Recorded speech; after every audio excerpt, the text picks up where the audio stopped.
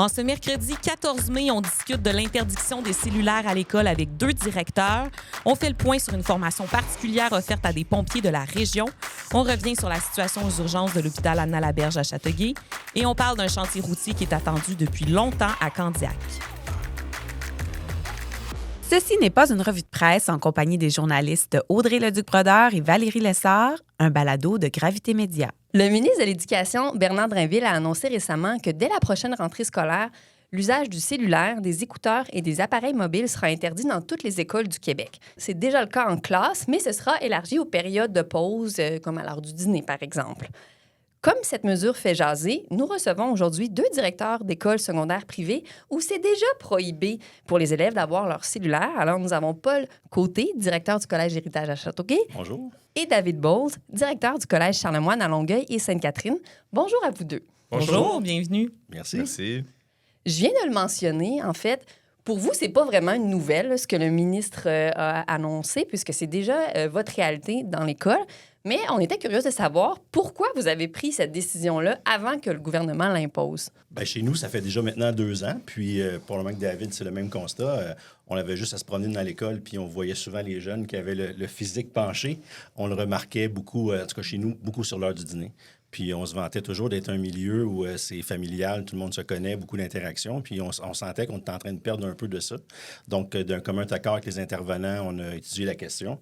On a sondé nos parents, puis on a décidé d'aller de l'avant, puis ça a donné de bons résultats. C'est la même chose de notre côté. Ça fait environ 2 ans. En fait, les élèves n'ont jamais eu le droit en classe d'avoir le cellulaire depuis...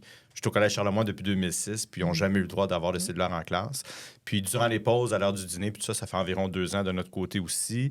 Nos élèves ont aussi une tablette, nous, en tout temps, qu'ils utilisent en classe. On l'a banni aussi durant les pauses et durant les heures de dîner, justement parce qu'on remarquait que les élèves passaient tout leur temps à regarder la tablette, à jouer à des jeux sans se parler. Puis on voulait vraiment avoir une vie scolaire active, que nos élèves participent aux activités parascolaires, discutent entre eux, socialisent. Puis on a vraiment vu une différence. Donc, je comprends que c'était un peu un enjeu de socialisation entre les élèves, entre autres. Dans la commission spéciale qu'il y a eu sur les écrans, là, un des arguments, en fait, pour interdire le cellulaire vraiment toute la journée à l'école, c'était que ce serait un vecteur d'intimidation aussi. Est-ce que c'est quelque chose que vous observiez dans vos écoles respectives? Comme dans toute école, on ne se le cache pas. Là, il peut y avoir de l'intimidation. On fait beaucoup de prévention, mais je veux dire, un adolescent, ça reste un adolescent. Puis donc, on intervenait. Et oui, il pouvait arriver des choses avec les écrans. Puis on a vu une diminution, même si l'objectif premier était au niveau de la socialisation. On a vu une diminution là, d'événements là, qui pouvaient arriver, des choses... malheureusement, qui peut arriver. Là, on a vu une diminution. Quand vous parlez de la commission probablement parlementaire là, qu'il y a eu, nous, avec Marie-Belle Gendron, la députée, ils sont venus à notre école le faire avec les jeunes. Puis on n'était même pas dans la salle pour qu'ils soient libres de parler. Puis ça faisait déjà 1 an, je pense que c'était en application chez nous quand ils sont venus. Fait que les jeunes avaient déjà un pas de recul. Puis globalement, on avait un peu une réticence au départ, mais ils sont en mesure de nous dire, oui, savez-vous quoi, on est content, puis on le voit. On fait plus de choses ensemble. Comme tu disais, David, sur l'heure du dîner, les outils ont été bannis, puis c'est une bonne chose. Hein? Bien, effectivement, l'intimidation, ça existe dans les écoles. On intervient, on fait de la prévention. C'est certain que derrière un écran, parfois, les jeunes ont un peu plus de courage de dire des choses ou prendre action, puis dire des mots qu'ils n'utiliseraient pas dans la vraie vie. Donc, oui, ça a un impact positif là, au niveau de la réduction de l'intimidation. Mais comme les adultes, d'ailleurs, j'aurais envie de dire. Tout à fait. Tout à fait. Comment ça a été accueilli, ce changement-là, par les élèves d'abord, leurs parents aussi, et même le personnel? Les parents étaient d'accord dès le départ. Les élèves, moins, définitivement. Eux aiment avoir accès à leurs outils. Par contre, je vous dirais qu'ils comprennent. Ça fait déjà 2 ans, quand on les sonde, on sonde les conseils d'élèves, on sonde les élèves. Il y en a beaucoup qui nous disent j'ai besoin de mon cellulaire pour communiquer avec mes parents et autres, mais je comprends tout à fait que je vais avoir tendance à moins socialiser, à moins parler à mes amis, à moins participer aux activités à l'école. Donc, je ne dirais pas nécessairement qu'ils sont d'accord. Si on faisait un sondage, la majorité ne le serait probablement pas, mais ils sont assez intelligents quand on leur explique les raisons pour comprendre. Puis le personnel, ça prend vraiment un travail de l'équipe école au complet. Il faut comprendre que c'est pas seulement que le travail des enseignantes et enseignants d'intervenir. Les surveillants, les directions adjointes, les TES, tout le monde qui interagit avec les élèves doivent intervenir pour que le message se passe, que les adultes sont tous sur la même page. Puis quand c'est fait en équipe école, ça se passe très, très bien. Et comment ça fonctionne concrètement? ils laissent leur cellulaire dans la case, c'est ça, dans leur sac? Bien, de notre côté, une de nos couleurs, c'est qu'on n'a pas de casier. C'est quelque chose qu'on ne gère pas. C'est un peu comme à l'école primaire, ils ont un crochet à l'extérieur. Et ce qu'on savait aussi en l'introduisant, ce qui est important pour le parent, c'est le avant l'école puis après l'école. Comme nous, on a beaucoup de secteurs que c'est rural. Les élèves ont des emplois aussi. Donc, pour nous, de la prémisse de départ, c'est-à-dire ils vont avoir le droit de l'avoir pour venir à l'école, mais une fois qu'ils mettent le pied à l'école, avant la première période, il doit être rangé. Donc, chez nous, c'est pas le casier, mais c'est dans le sac et ils le reprennent uniquement à la fin de la journée. Bon, on n'est pas dupes, là. On sait bien que, comme n'importe quel élément du code de vie, il y a des élèves qui vont transgresser, mais globalement, on n'a pas vu une augmentation tant que ça de la confiscation. Ça a été beaucoup de sensibilisation. Puis, comme disait mon collègue David, une fois qu'on leur explique, ils comprennent quand même. Donc, les professeurs n'ont pas eu à jouer le rôle un peu de la police? Un peu. En fait, ça fait partie du rôle de l'enseignante-enseignant aussi. La mission de l'école au Québec, c'est d'instruire, qualifier, mais aussi de socialiser. Donc, les adultes de l'école ont toujours un peu ce rôle-là d'intervenant, de faire de la prévention, puis le rôle un peu de policier aussi, inévitablement, que ce soit pour le règlement du cellulaire ou d'autres. Ça fait partie de l'apprentissage, les codes de vie, puis les comportements à l'école. Donc, oui, que ce soit les enseignants, les surveillants ou autres, à tous les jours, il y a des élèves qui se font prendre, qui sortent le cellulaire pour différentes raisons. Nous, il est confisqué jusqu'à la fin de la journée avec une conséquence, une réflexion ou autre. Puis oui, ils se font prendre. Puis oui, les enseignants et les adultes doivent jouer un petit peu à la police, c'est certain, comme c'est le cas pour tous les autres règlements de l'école. On s'en était parlé avant les fêtes, justement, de la façon dont c'était géré au Collège Héritage. Et vous m'aviez dit que cette interdiction-là était venue avec une contrepartie, dans le fond, une offre que vous avez de parascolaire qui avait été augmentée. Je ne sais pas si vous diriez pour pallier à cette interdiction, mais pour inciter davantage la socialisation, finalement, avec les... Oui, effectivement. Puis comme l'adage le dit, si tu veux pas qu'ils t'organisent, tu bien les organiser. Donc, pour nous, c'était important de dire, parce que oui, c'est facile de dire socialiser, mais si on ne met pas rien en place, tu n'as pas d'autre offre de service. Fait qu'on s'est réunis avec l'équipe de vie étudiante et puis on bonifié l'offre de service. Et effectivement, on n'a jamais vu autant le gymnase le midi être utilisé, les jeux de société, jouer aux cartes. Donc, il y a plein de choses. Puis, et parler. Et parler, ça faisait... Tu sais, parce que des fois, c'est, oui, des activités, puis ça, ils nous l'ont déjà dit, les élèves dans les écoles, c'est beau de faire des activités, mais des fois, on aime ça juste avec nous autres. Mais là, en étant eux autres, puis pas le cellulaire, bien, ils n'ont pas le choix. La socialisation passe par ça. Je pense que c'était comme l'envers de la médaille qui était important de mettre en place. Là. Jusqu'à même la bibliothèque, un endroit il y avait toujours quelques élèves en train de lire, chacun dans leur coin. Maintenant, à l'heure du dîner, elle est pleine. Des jeunes qui sont en train de lire, qui jouent aux échecs, qui interagissent avec la bibliothécaire. Donc, oui, la vie scolaire, les activités parascolaires, mais même la lecture et le jeu tranquille, silencieux, qu'on voyait beaucoup moins depuis quelques années, a repris le dessus. C'est repris naturellement, sans nécessairement que le collège dise, bon, mais là, les lundis, les mercredis, vous allez aller jouer aux échecs. Non, OK. Non, on avait un local, nous, qui était dédié aux jeux de société, puis là, maintenant, c'est 2, puis on ne suffit pas à la demande. Ah oui. Oui, les enfants aiment bien ça. En plus, quand il y a des journées de mauvais temps, là, on s'entend. Sinon, là, c'est plus l'extérieur qui prend le dessus. Ouais, effectivement. Est-ce que la vague d'opposition qu'on voit en ce moment au sein des jeunes là, vous surprend? Un peu, mais je comprends que les jeunes puissent réagir. Un nouveau règlement qui vient restreindre pour eux leur liberté, la façon qu'ils l'expriment. Mais je pense que si les écoles vraiment l'appliquent comme nos écoles l'appliquent et que les équipes écoles travaillent ensemble, puis qu'on communique avec les jeunes, il faut leur parler, il faut que les élèves aient des représentants. Chez nous, il y a un conseil d'élèves qu'on consulte même avant de changer les règlements, à qui on explique les règlements aussi, puis nos raisons pour les appliquer de la façon qu'on le fait. Il faut interagir avec eux puis leur expliquer. Maintenant, qu'il y ait une vague de contestation avec un nouveau règlement, je peux comprendre. Mais moi, en voyant les résultats chez nous, puis je comprends que c'est la même chose à Héritage, j'encouragerais les écoles publiques de continuer dans la même voie. Par contre, c'est important de ne pas bannir complètement les écrans. Nous, on pense qu'il faut continuer à éduquer les jeunes au niveau du numérique. Il faut que ça fasse partie des cours. Les jeunes vont vivre dans une société numérique plus tard, dans le milieu du travail, dans la société dans laquelle ils vont évoluer.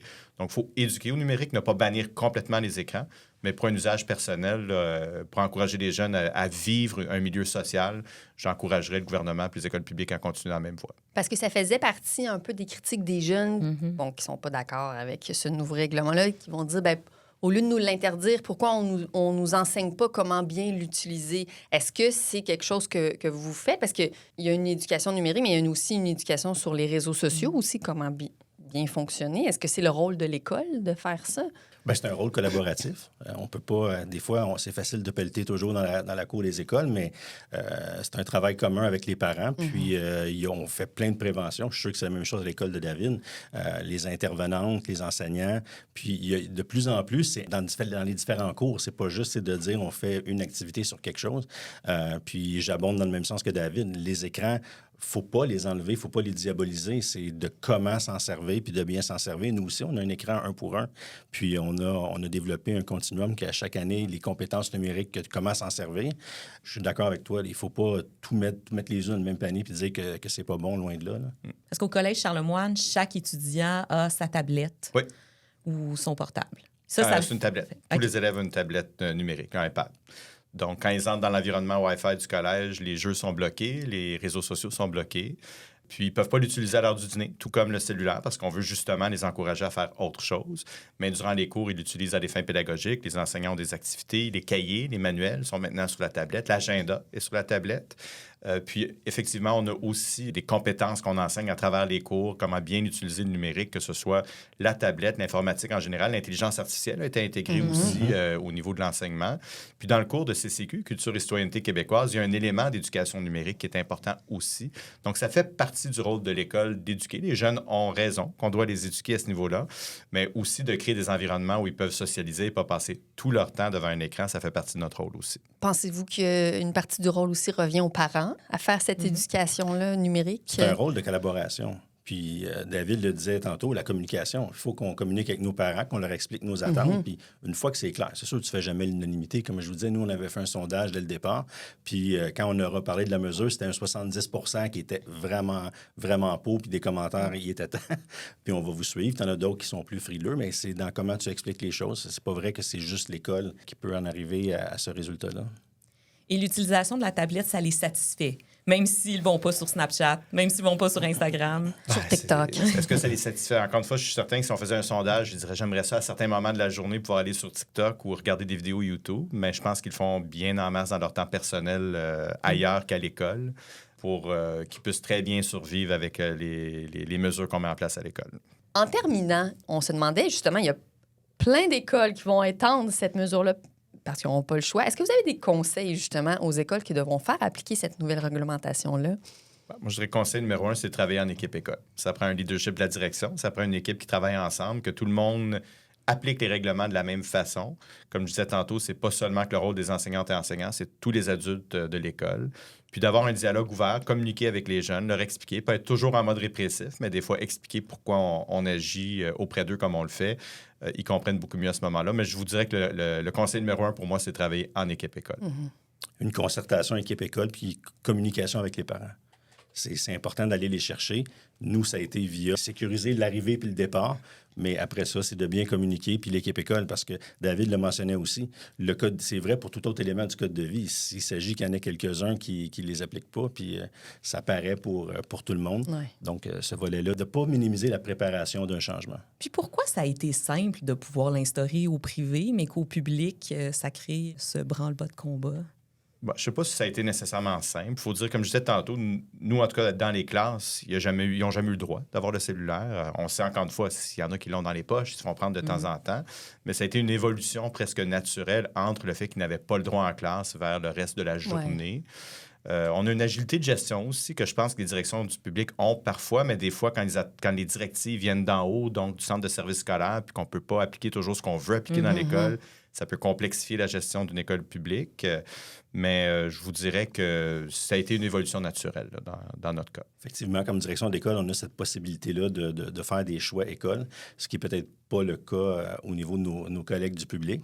Et puis, comme David dit, les consignes viennent d'en haut. Fait que c'est pas évident aussi. Si une école décide de prendre une certaine voie, il va y avoir beaucoup probablement de comparaisons avec les autres, ce que nous, on n'a pas entre nous, là. Parfait, mais Merci beaucoup. Ça fait plaisir. Merci à vous. Merci à vous. Puis on est sûr que le privé a aussi ses défis. Ben donc... oui, c'est certain. Pas On celui-là. pourra faire une autre rencontre. Oui. Merci. Merci à vous. On prend une petite pause et on revient avec nos nouvelles à rafale.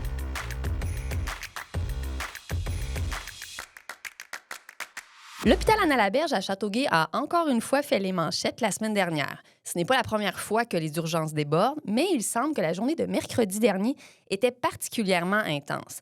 des employés du quart de soir ont fait un sit-in pour dénoncer les conditions et le fait que c'était pas possible de prendre soin de tous les patients de façon sécuritaire. Il y avait 7 ambulances qui étaient retenues dans le stationnement de l'hôpital. Dans le fond, il manquait de place pour recevoir ces patients dans l'hôpital, ce qui faisait en sorte que les paramédics devaient donc rester avec les patients dans l'ambulance. Le syndicat des infirmières nous a dit que tous les lits étaient occupés, de même que les cubicules pour rencontrer des patients. Le Centre intégré de santé et de services sociaux de la Montérégie-Ouest nous a expliqué qu'il avait reçu un nombre plus élevé d'ambulances que d'habitude. Normalement, c'est une moyenne de 30 ambulances par jour. Mardi et mercredi dernier, il était plutôt à 37 ambulances par jour. Il y avait aussi 6 civières temporairement fermées en raison de travaux. Et un des problèmes récurrents, c'est qu'il manque un hôpital en Montérégie-Ouest. On sait qu'il y a l'hôpital de Vaudreuil-Dorion qui est en construction présentement. Et il y a encore trop de patients qui demeurent hospitalisés parce qu'on n'arrive pas à les transférer dans d'autres services du réseau de la santé, ce qui fait qu'ils occupent des lits alors qu'ils n'auraient plus besoin d'être à l'hôpital. Il y a un important chantier de 6,5 millions de dollars qui verra le jour dans les prochaines semaines à Candiac. C'est celui du prolongement du boulevard de Sardaigne. On parle aussi d'infrastructures souterraines à construire, comme l'aqueduc, les égouts, l'ajout de trottoirs, d'une piste cyclable et d'éclairage aussi. Ces travaux-là s'échelonneront sur environ 2 ans. Le prolongement en soi, c'est un ajout intéressant pour les automobilistes du secteur de la gare de train de banlieue et ceux qui vont magasiner dans les différents commerces du quartier, dont le fameux Costco. Mais au-delà de cette étape-là, c'est surtout une avancée majeure pour la construction d'une sortie sur l'autoroute 15 vers ce secteur précis de Candiac. C'est un secteur qui est très, très achalandé. Justement, je le disais notamment en raison de la présence du carrefour commercial Candiac, où on y retrouve aussi un Walmart, un IGA, une SAQ, un Rona, plusieurs restaurants. Et depuis 2005 que la ville de Candiac dit au ministère des Transports qu'elle veut une sortie à cet endroit sur l'autoroute 15 pour désengorger le boulevard de Sardaigne, qui est toujours très occupé aux heures de pointe. La dernière étape pour construire cette fameuse sortie est que la ville s'entende avec le propriétaire du terrain où passerait la sortie, Développement Iberville. Et d'après le maire de Candiac, une entente avec Développement Iberville pourrait survenir à très court terme et évidemment, on suivra le dossier. Savais-tu, Audrey, qu'on a intentionnellement mis le feu à de multiples reprises à une ancienne salle de réception du club de golf à Sainte-Anicette? Ce n'est pas l'œuvre d'un pyromane, mais plutôt l'organisme Flash Formation qui se spécialise dans les tactiques de combat incendie qui était derrière cette initiative. Pendant un peu plus d'une semaine, il y a environ 75 pompiers provenant d'Acadiens de la région, mais aussi d'Europe, qui sont venus perfectionner leur technique en combattant des flammes. Bien entendu, la salle de réception était vouée à être démolie. C'est pas pour rien qu'elle a été choisie. Et il faut dire que ce genre de formation-là est très encadré. Il y a beaucoup de préparation en amont. On parle de plus de 600 heures qui sont requises pour modifier le bâtiment afin que l'entraînement soit fait de façon sécuritaire. Nos collègues Éric et Guillaume ont assisté à un des entraînements. Vous pourrez voir et lire tout ça dans le journal Saint-François. Avec la popularité grandissante des véhicules électriques, qu'il s'agisse d'automobiles, de vélos, de scooters, de trottinettes, le risque d'incendie lié aux batteries à lithium est en nette augmentation. En cas de défaillance, ces batteries-là peuvent provoquer un emballement thermique qui peut carrément exploser. Face à ces dangers, les pompiers du service de sécurité incendie de l'agglomération de Longueuil ont reçu une formation spécialisée. Pour vous donner une idée, en 2024, les pompiers de l'agglomération sont intervenus sur une douzaine d'incendies provoqués par des batteries de lithium, d'où pourquoi ils jugent nécessaire de mettre à jour leurs pratiques. Notamment, ils doivent toujours respecter un rayon de 100 pieds autour du véhicule électrique en raison de l'émanation des gaz toxiques et des risques d'explosion, alors qu'on parle d'un rayon de 50 pieds pour les véhicules à essence. La ville de Varennes souhaite aménager une plage urbaine dans le parc de la commune cette année. Le conseil municipal a récemment octroyé un contrat de près de 900 000 $ pour la conception et la construction de cet espace. Pour ceux qui connaissent le coin, elle sera aménagée entre la passerelle de bois et la piste de pom-track qui, elle, sera relocalisée. Précisons qu'on ne pourra pas se tremper les pieds dans le fleuve Saint-Laurent à cet endroit. C'est interdit puisque ça fait partie des zones protégées. Ce type de détente sur sable existe ailleurs, dont à Contrecœur, Sorel et Repentigny.